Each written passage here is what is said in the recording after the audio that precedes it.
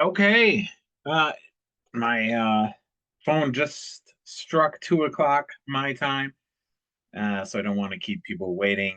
And yeah, so appreciate you joining me. I can't believe we're almost done with July. Most of the summer is gone now, I think officially, right? I don't know. Feels like it anyways. But so some housekeeping.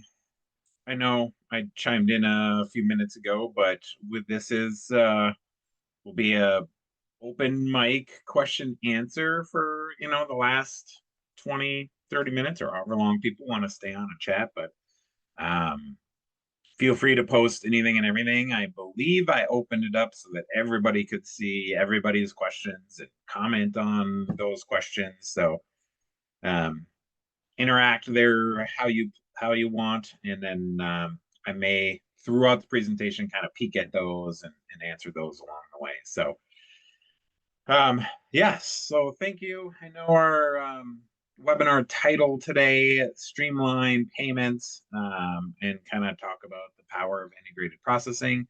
And then I plan on just kind of covering a few other things while I'm in there.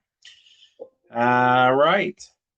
So before we get started, just a little bit about me.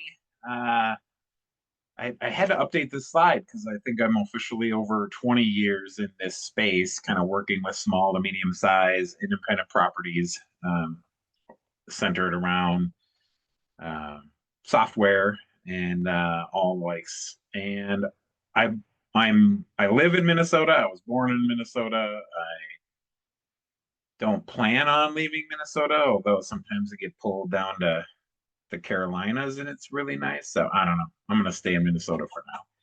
But love the summers right now. Um, Although it's raining today, I love spending time outside, especially when it's on the lake or on the golf course. So those are the two places I'd rather be right now. So, and just a side note, you'll see some pictures here. I love going out and visiting customers. So if anybody is out there, wants a visit, especially if you're in Minnesota, just hit me up. And I usually like to get up there. I'm always up there fall, spring, kind of for trade shows and stuff. But I'm out and about, so you never know where I'll travel to. All right. So what I'm going to go over today, just kind of the options for payments. We get a lot of questions still, how you're currently set up, just different ways, just some advantages of having integrated. I did kind of review, at least as of yesterday, the people that registered. Most people are using integrated, but I just kind of wanted to cover that. And then just kind of a what's coming. So kind of a new announcement for people that are on shift 4, terminal announcement. And then just kind of cover some newer items, surcharges, feature that we rolled out, the new user interface for the channels, for the integrated rezStream channels, and then booking engine, a slight change in the view, and then a new report. And then again, questions, answers, throw that in there.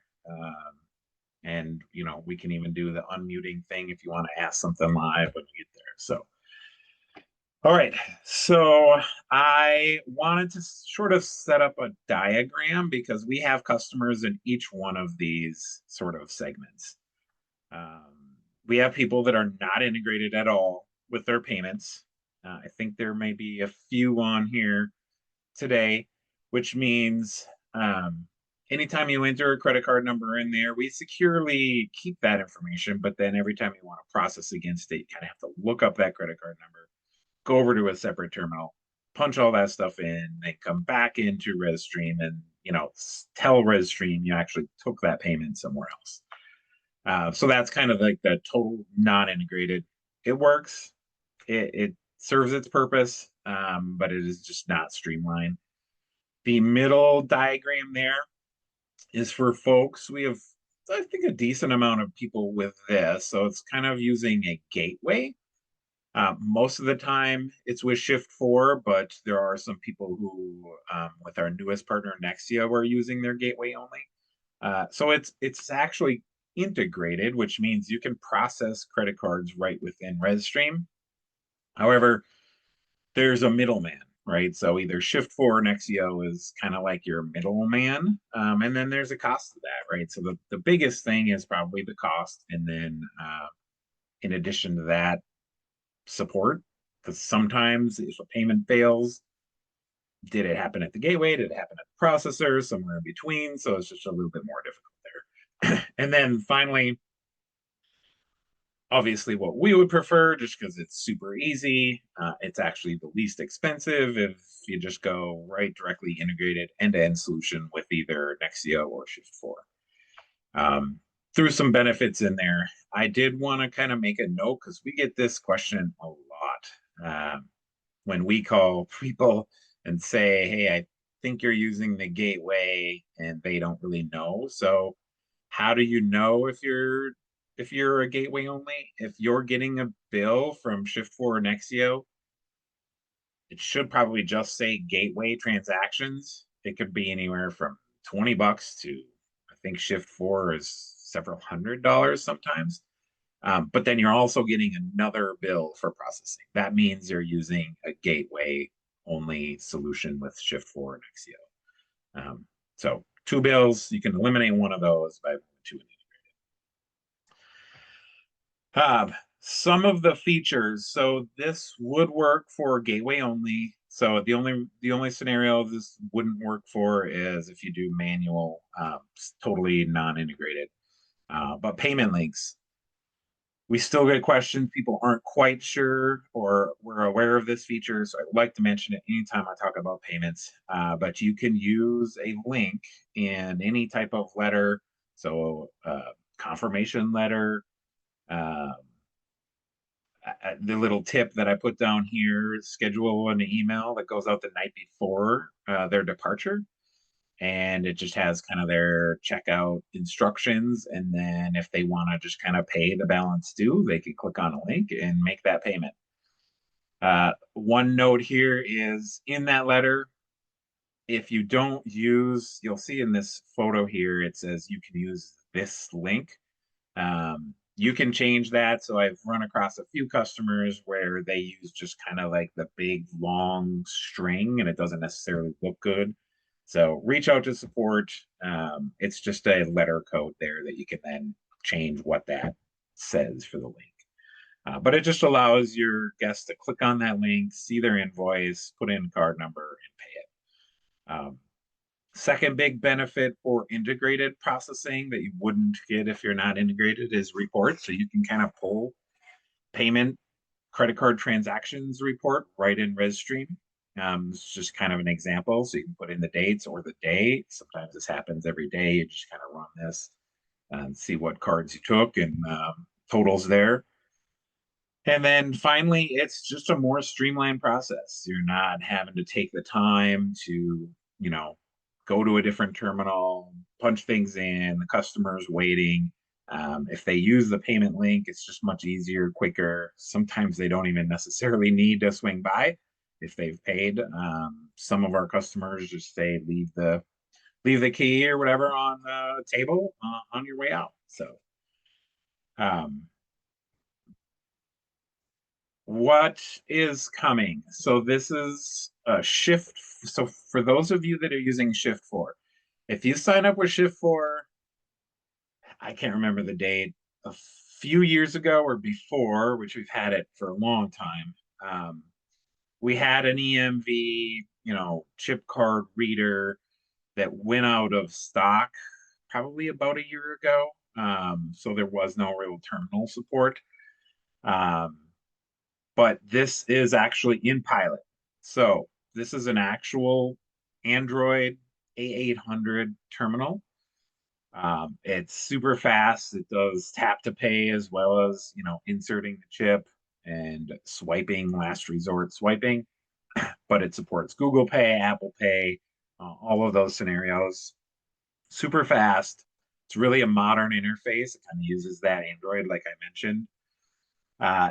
One really cool thing is we have quite a few customers that have, they're out and about and maybe have cabin rentals.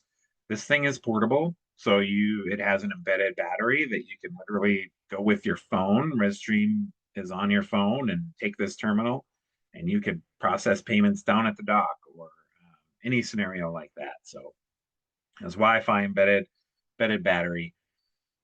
Uh, we are trying to speed along the piloting process. We kind of have to move at Shift4's pace. They want to make sure, we've tested this thing, it works. We just got to make sure in real live scenarios it's up and running, and then we'll be throwing that out to everyone.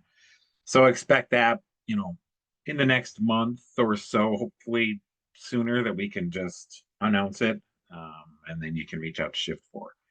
I did want to make a little note there for as far as rezStream payments or Nexio, there is no like device changes at this time. But if any newer technology comes about and it makes sense, we will be working with those as well. And this has a receipt printer, so we get asked that a lot. Sorry, I forgot to put that on there, but this also can print a receipt. It doesn't have to nowadays. Most people don't want a receipt, but if they do, it can print that. So this is in regards to payments as well, and I have yet to show this in any sort of webinar. So I did want to cover this. We do now have a surcharging, or I do like to mention, or a cash discount or a discount option for payments. What this does is it allows you to sort of pass on credit card fees to the guests. I'm going to go on record as a guest, as a consumer. I despise that, but that is up to you if you do that. We have quite a few people that want to do that. So we implemented that solution. Now we have the little asterisks and use at your own risks, because there are some scenarios where, we just recommend you really read up, make sure you're following all the laws and the signage and everything else that you have to have on there. And one note, if you're on Google Hotels, which I think most people that are on this webinar signed up, were on our Pro and Ultimate, which means you're on Google Hotels. This will not show up on the booking engine. So there's no way to add a surcharge on like a deposit payment on the booking engine. If Google sees that, they will immediately like kick you off of Google Hotels. So it just will not show on there. It's just because of the compliance reasons. I'm going to actually show the new booking engine sort of look feel, just and kind of talk about that new sort of law that went into effect from the FTC earlier this year. But so you can set it up, put in a surcharge, or like I said, some people offer like a cash discount, so that can be a -%. Once you set up the surcharge, then you can go into each payment type and say, yes, this credit card payment type, please apply this surcharge, and then it will show that. It will just kind of showcase the percentage on there, and it'll add it to their invoice as another line.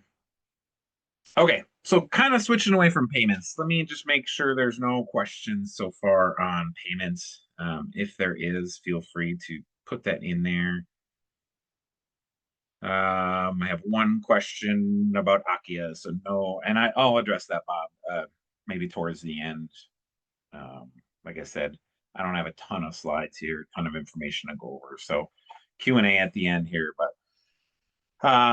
so we have quite a few people on rezStream Ultimate, so integrated channels here. I know we have a few people that are not, but I did want to showcase the new user interface that we built. I think it's been a couple of months, or maybe about a month ago, that we sort of released this, things you can do. So channel blocks, availability rules now can be managed right within rezStream. So you can set up, this fake little title here, some dates and what channels you want to block off and what room types. So you can literally say like, hey, I don't want booking.com to even be able to book the deluxe and standard rooms for June 28th through the night. So around 4th of July, I'm not giving any availability there. So you can manage that. You can manage your rate logic. So you can take rezStream's rate and increase, decrease by a percent or a dollar amount. We did add decrease on there, but I don't think anybody is using decrease my rates on there. But if so, you can do that. And again, it can be a percentage or just a dollar amount. Hey, add $10 or add, 20% to try to make up for the commissions. Notification settings and availability options. So if there are additional emails or maybe you want to receive notification emails, you can add those in now in the settings. And then also some availability settings to say allow bookings between, how far in the future, same day bookings, how max length of stay there, how long you're gonna let them. And then the source of contact mapping. So anytime an OTA comes in, so each channel you can have a different source of contact. So this is just kind of a screenshot there. One note here, there are some people on our pro version using my allocator channel managers still. So just a little, why should I upgrade? Number one thing, cost. I have yet to find anybody that would be, it's not cheaper to go to upgrade to the ultimate, even though yes, you do pay us a little bit more. It's actually less expensive than paying us for your pro version and my allocator for their channel manager. And then stay current. So eventually this thing's going to go away. We're targeting towards the end of the year, so December 31st. It's not a hard cutoff date, but we're not really going to try to keep coding and make sure that thing is up to date. It's just more difficult to support, and it's just gonna go away eventually. So a couple of those why scenarios there. All right, this is a big one I wanted to cover. I had a couple of questions here just over the last couple of weeks. This was about 2 weeks ago, maybe 3 weeks ago.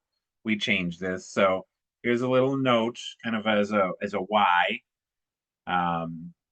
The FTC kind of made a new rule banning, junk fees, which I don't know.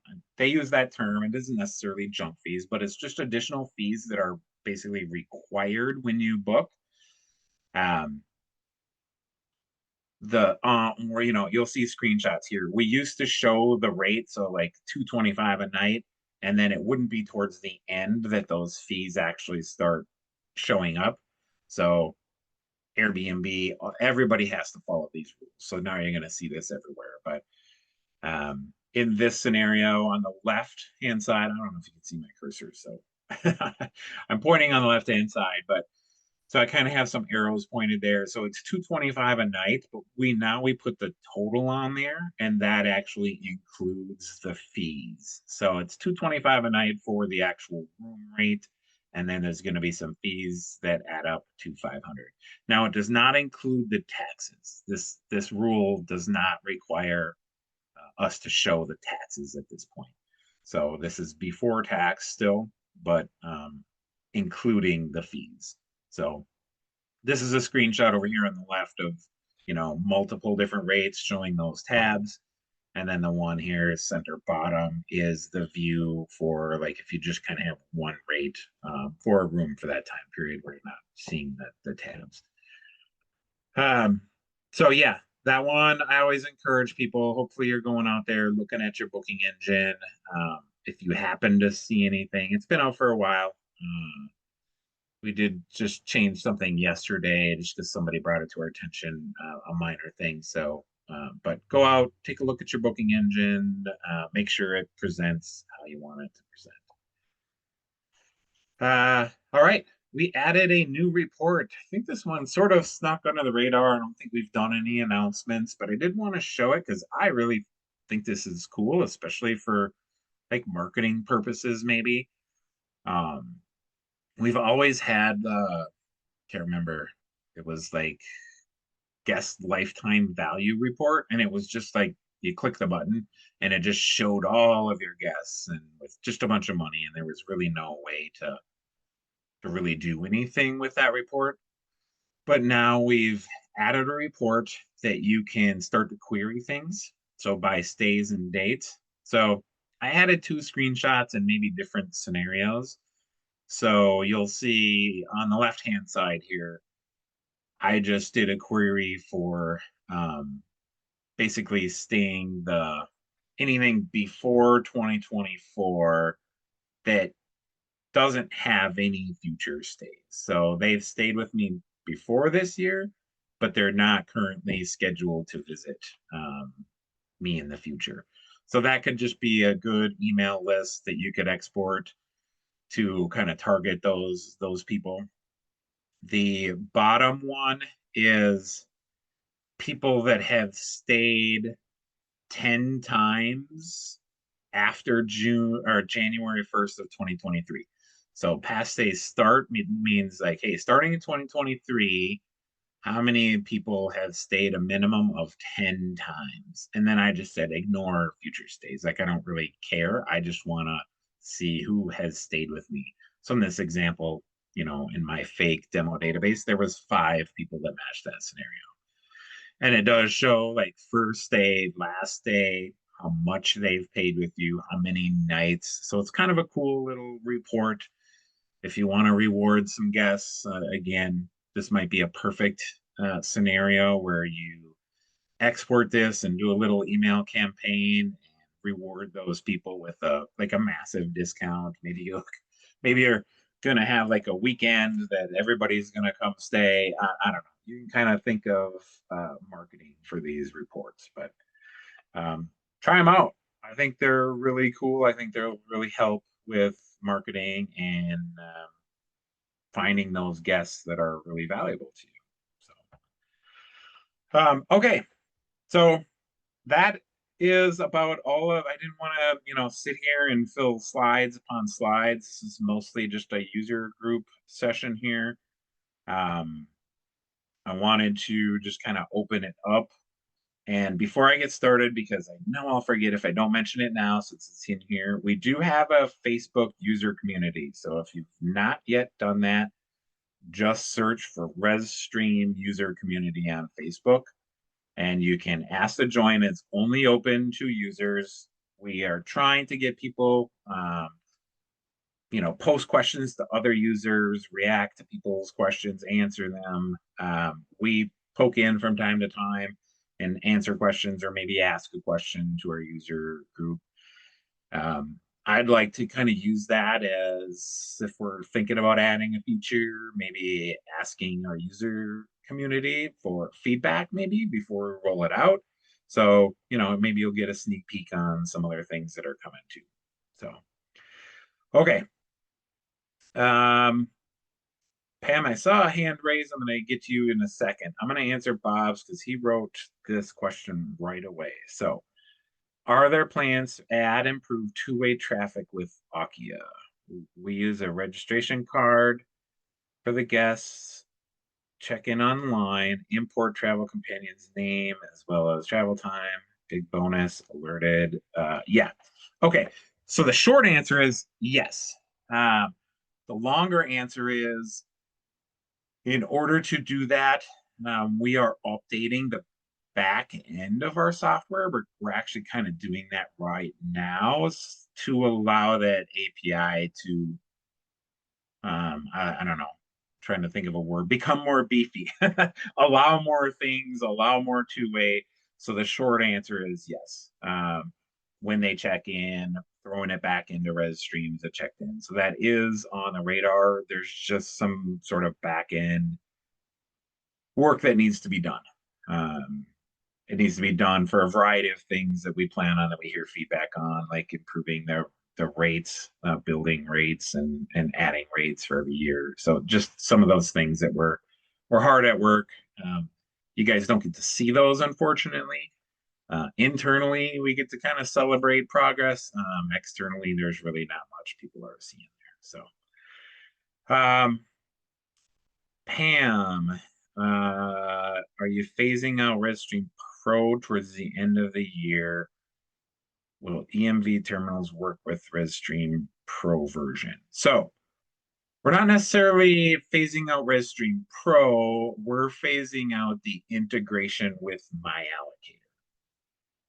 MyAllocator is the third party owned by Cloudbed's channel manager. So it's kind of like the middleman there. And yes, we are phasing that out mostly because it's just more difficult to support. So if something happens there, we have to reach out with there is no phone number to call. So we actually like have to email MyAllocator, explain the problem, wait for a day or two or whatever to respond to that problem. And then if there's any back and forth questions, then we have to email them again. And so it's just more of a nuisance. And it's just more expensive for you. So that is why we are phasing it out. EMV terminals are going to work with anything. It doesn't matter if you're on a basic version, standard, pro, ultimate. Those terminals will work with any version of our software. So if you have more questions, me on that. I know you had your hand raised, but if you have any more questions, feel free. I can unmute you or whatever on that. Both Bob and Pam hopefully have answered those questions. But what else? Is there anything else? Bob, you had a good suggestion there. Improvements. Pam, good question on kind of the future of rezStream Pro and MyAllocator. Is there anybody that has any more questions about anything, or people want to get back to their day? I was like, I hope people come with a lot of questions. I know it's midsummer, so a lot of people are busy. We try to get some of these webinars hosted where picking the right time for everybody isn't always great. So, anybody have any questions? Okay. There will be. Okay, Bob. Any plans to integrate Akia-like features in rezStream? So we are throwing around the idea. I should have built a poll for this, but maybe you can answer, Bob, or just post it as a question, but really an answer. We're not going to build anything. Akia is really, it's a big program with tons of features. So we're not really going to build that when we have a good connection on that. And we will build the two ways. So it doesn't make sense for us to do that. What we are kicking around is like outbound text messages only.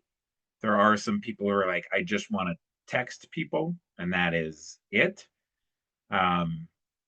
So we are bouncing that idea around, but it still costs money because it costs, it would cost rezStream every time a text message went out. So it's still going to cost money. There's just a tipping point at what point it's going to be better off just going with Akia because you get just so many more features with that versus the outbound text. Variants are awesome. Easy way to communicate, customize communication and actions. Yeah. Akia has a lot. They spent a lot of time on that program, hence the reason they're super successful. And there's a cost to that. So sometimes, people are paying half of what they do for our entire PMS program, but it does transform communication. We have talked about like a guest portal where there might be some communication in there. Again, it's not necessarily like text or Akia. I'm just trying to be as open and honest about any plans that are kind of similar to that. But those are kind of about the only things that I would say. Yeah. All right. Any other last minute questions? I know a few people are dropping off, and again, I don't want to waste anybody's time. All right. You will get a poll at the end of this. Did you enjoy this webinar? So please feel free to answer that. Give us feedback. Give me feedback. I know this was a lot shorter, maybe a little bit less information, but again, it was summertime and I wanted to kind of cover these few things that went live just to give people a heads up on some of those. Otherwise, if nobody else has any questions, I'm trying to, sorry. Oh, somebody put it in the chat. Sheila, thank you. I was like, these red buttons keep appearing. How do we go forward upgrading to the third option on credit card? So I'm assuming you mean the one on the right here. Sheila, I will just reach out to you. So um, depending upon which one of these you're currently using, we can just reach out to you and go from there. And again, if anybody is interested in any of that or talking about if you have a gateway, sometimes it's people are just like, well, how do you not know if we have a gateway? Well, we know you're connected to integrated processing. We don't necessarily know for sure if you're on a gateway only, but we do have we have connections at Shift4 and stuff to check on that. So Sheila, I will reach out to you, or someone will reach out to you after the webinar. And if there's anybody else that wants to be reached out to or have second questions they didn't want to post in here, that's fine too. Hopefully you know how to get to me, jeff.hebrink@rezstream.com or just sales@rezstream.com will get to me as well. All right. Other than that, I really appreciate your time, and I'm going to let you get back to your day. So everyone have a good day. Thank you.